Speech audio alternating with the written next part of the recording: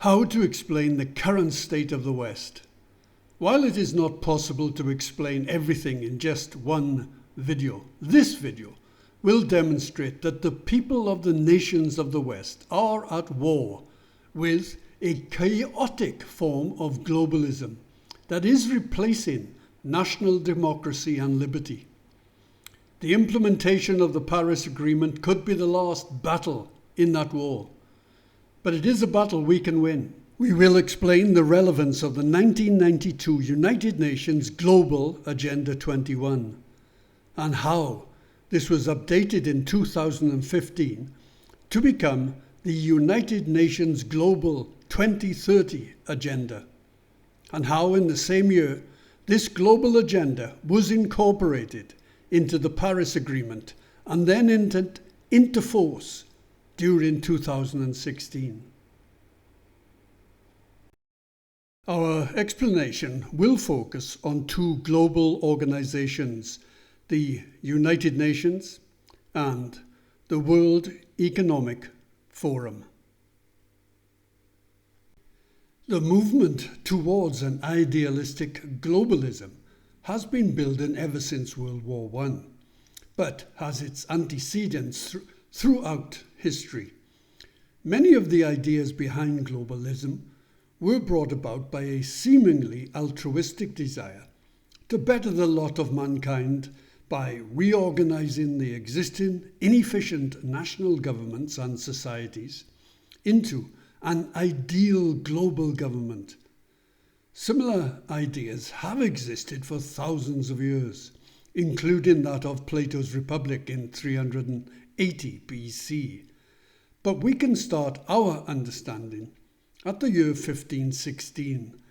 Sir Thomas More's book Utopia came about through his realization that throughout Europe, idle monarchs and nobles seek to increase their own wealth and power at the expense of the people, who are left in poverty and misery.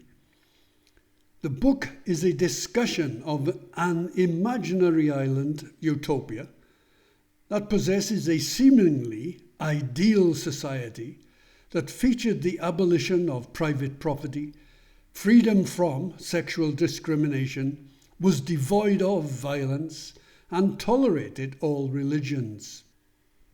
We need to note that More was not advocating Utopia as an ideal society. Instead, he was evaluating the concepts to see whether, in practice, they could be used to help improve European society. We can pick up the next thread of utopian and global ideas in Wales. In 1872, Bertrand Russell was born in Trellick, a village in southeast Wales. He worked in philosophy, mathematics and logic. He was a pacifist and came to believe that unrestricted nationalism is, in the long run, incompatible with world peace. He would thus be sympathetic towards globalist ideas and organizations.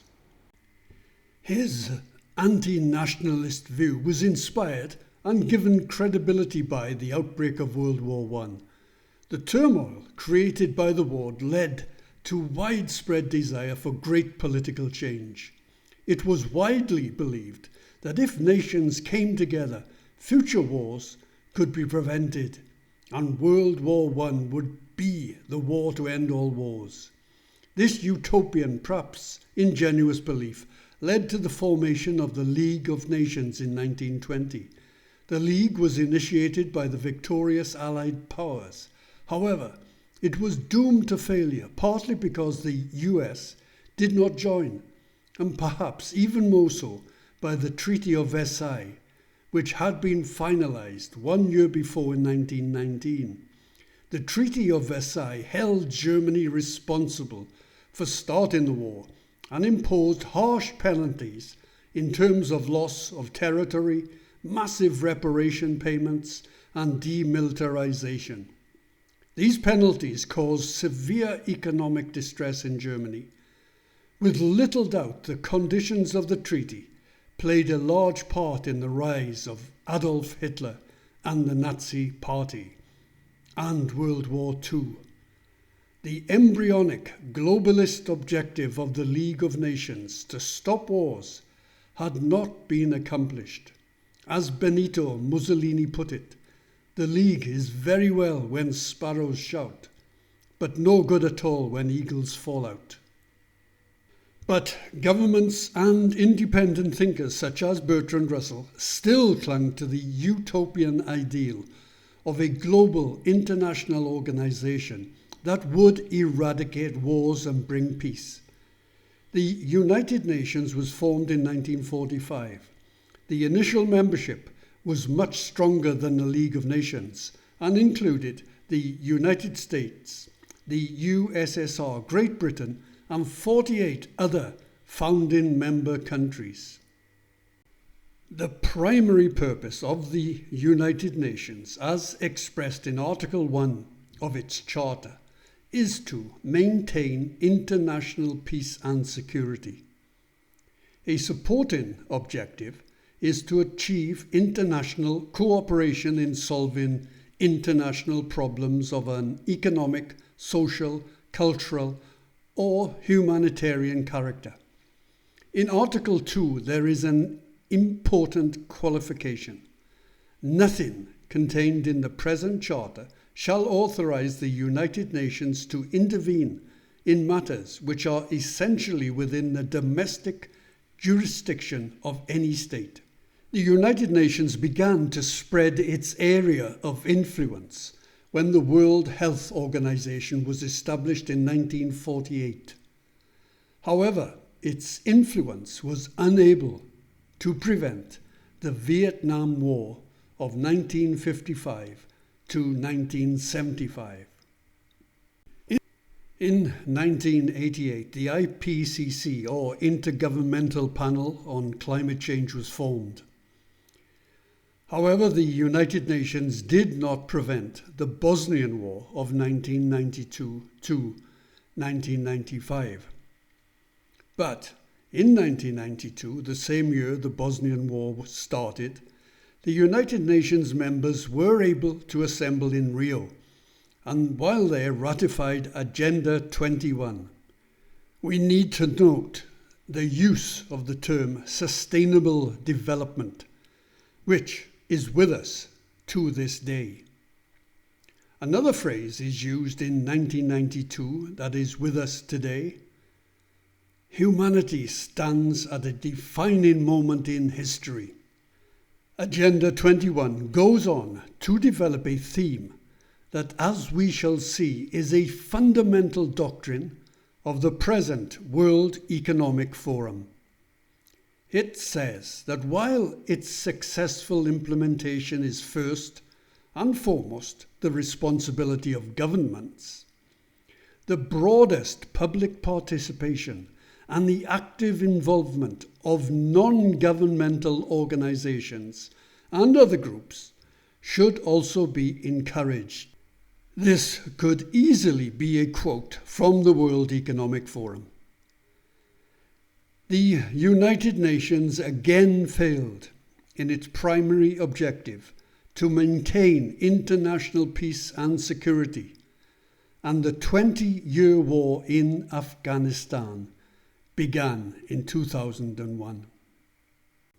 But the war did not prevent the United Nations from further developing Agenda 21, and on 25 September 2015, the United Nations General Assembly adopted an updated version of Agenda 21, transforming our world, the 2030 Agenda, for sustainable development.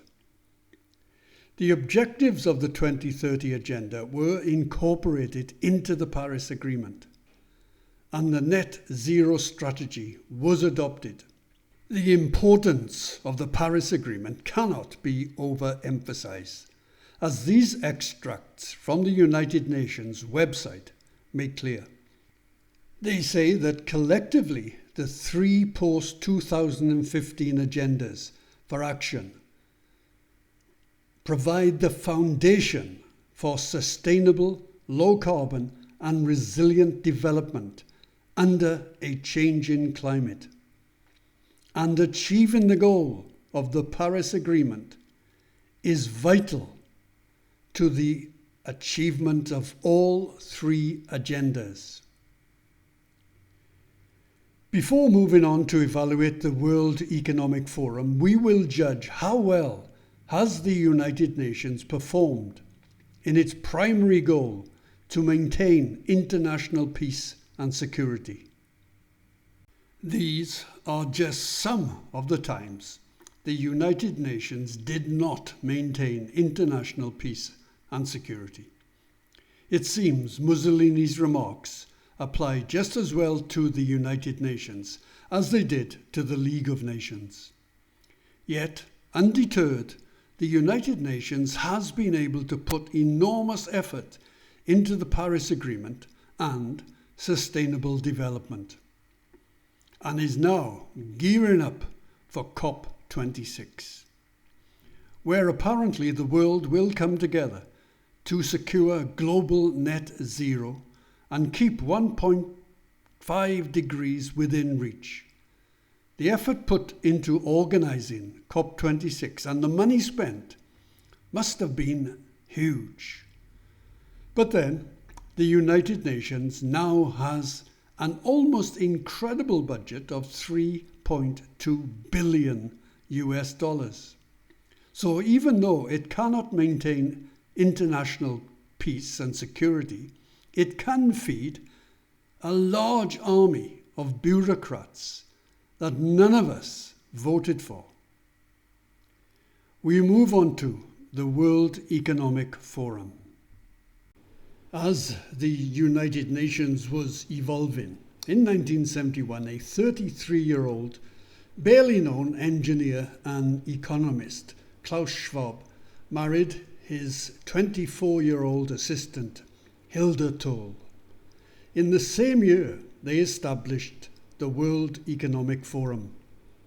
It claimed to be independent, impartial, and not tied to any special interests.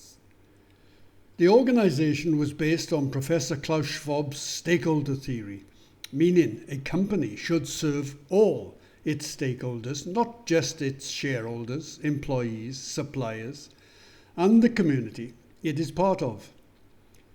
It became known as stakeholder capitalism.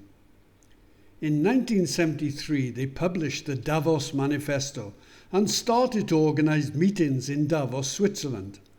They then began on a series of initiatives that would widen the influence of the World Economic Forum. And in 1979, a delegation from the People's Republic of China participated in the Davos Symposium for the first time. In 1998, together with her husband, Hilda Schwab established the Foundation for Social Entrepreneurship. From this point onwards, the World Economic Forum adopted policies followed by many dictatorships. First, get strong political allies. In 2000, Bill Clinton, the sitting US president, came to Davos.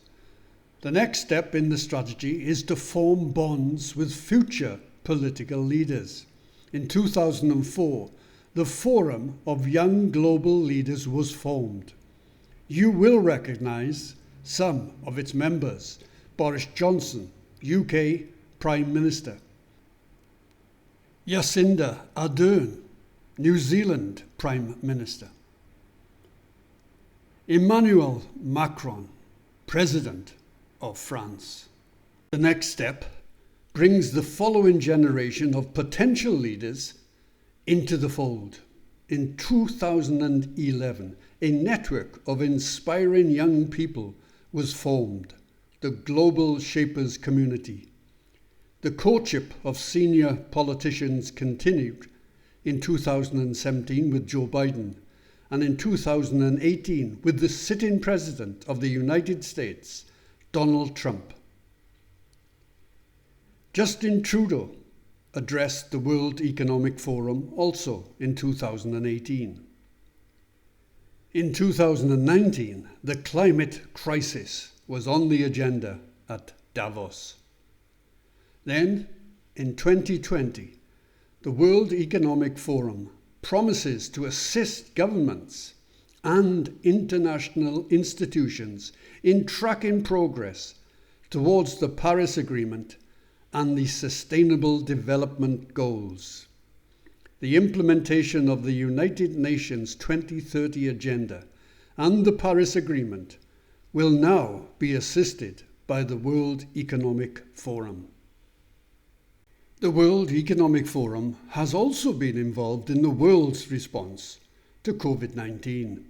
It is using COVID-19 as an age-old scare tactic to create the illusion that we must do something and we must do it now. And that something is to reset the world. You will recognize the tactic from 1992 and Agenda 21. The United Nations is adopting the same scare tactic and appealing to potential future leaders when it tells the Youth for Climate pre-COP26 meeting that unless we do something, we will condemn humanity to a hellish future. And that something is implementing the Paris Agreement with its commitment to a net zero carbon future. We should not be under any illusion as to what net zero means in practice. To the World Economic Forum, it means the transformation of every industry, from oil and gas to tech. To quote, in short, we need a great reset of capitalism. This in itself should alarm any rational and experienced person. But there is a far greater threat that is already with us. That comes with the introduction of global businesses and organizations into the affairs of both national governments and the United Nations. The forum, it says, engages the foremost political, business, cultural, and other leaders of society to shape global, regional, and industry agendas.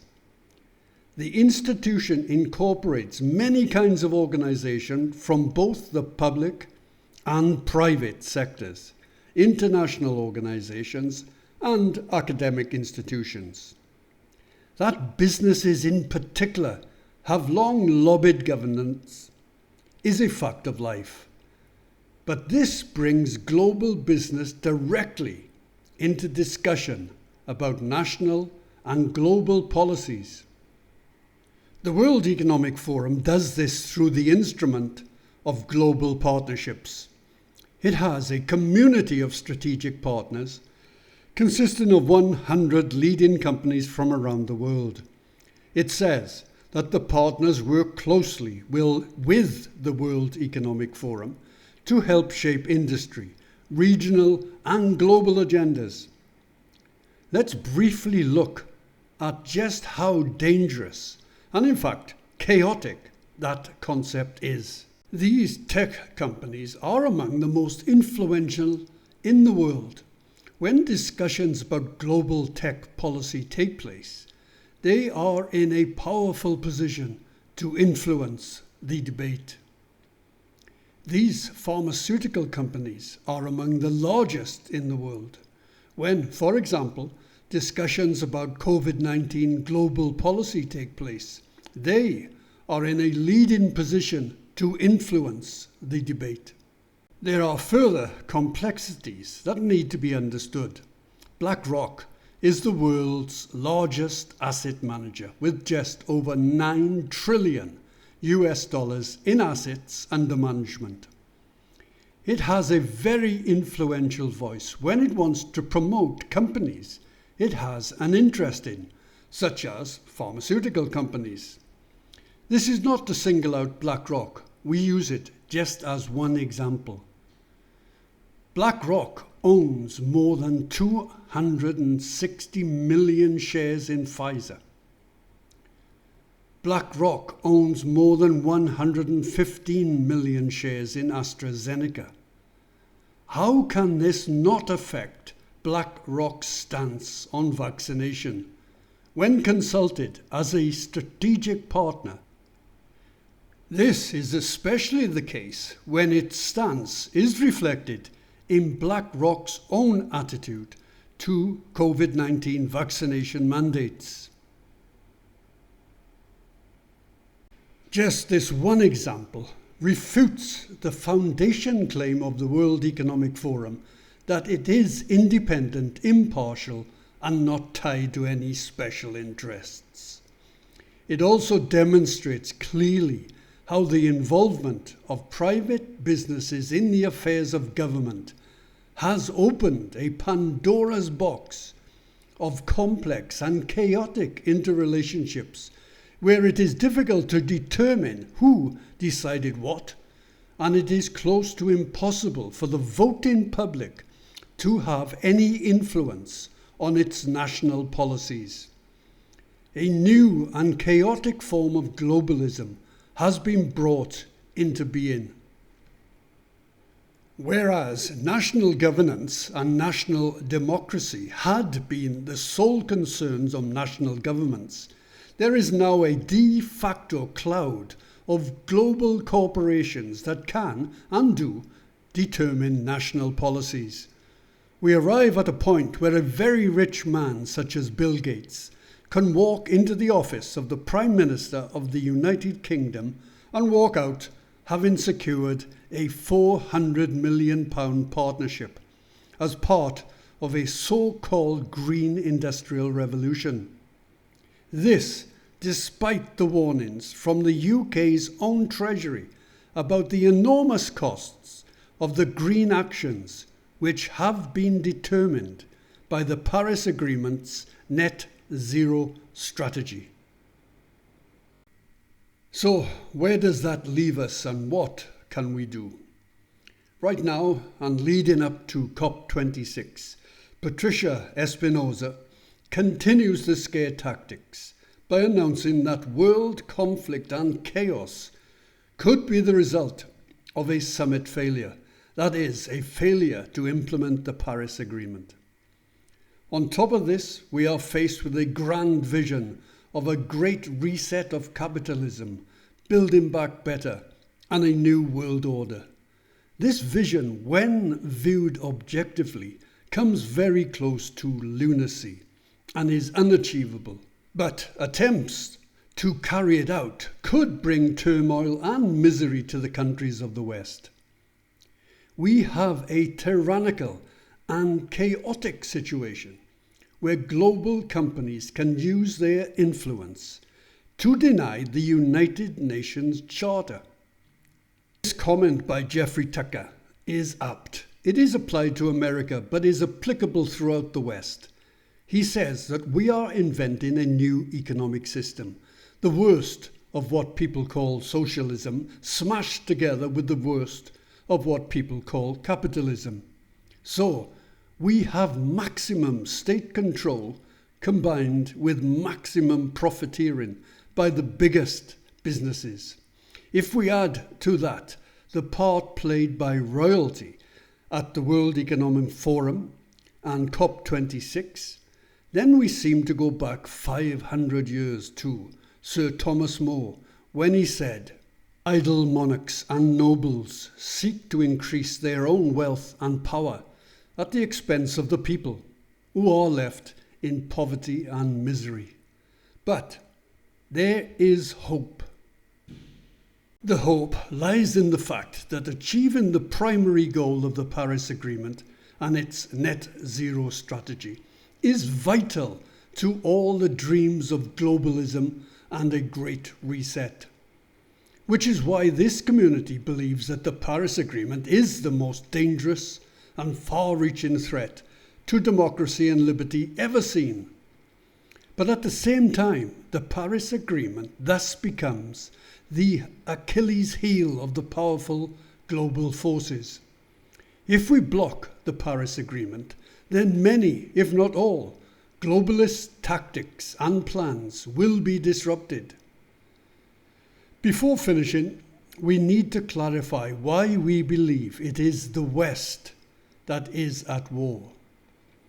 These countries will nod politely at the Paris Agreement meetings, knowing that they will continue to invest heavily in the existing infrastructure and will increase their economic growth at the expense of the foolish West. They nod politely while chuckling to themselves as they are well aware of the chaos and tyranny facing the West. We are at the end of this video. More will follow. If you would like to join our community, you can discover us by searching the locals.com website, or go directly through opposingtheparisagreement.locals.com.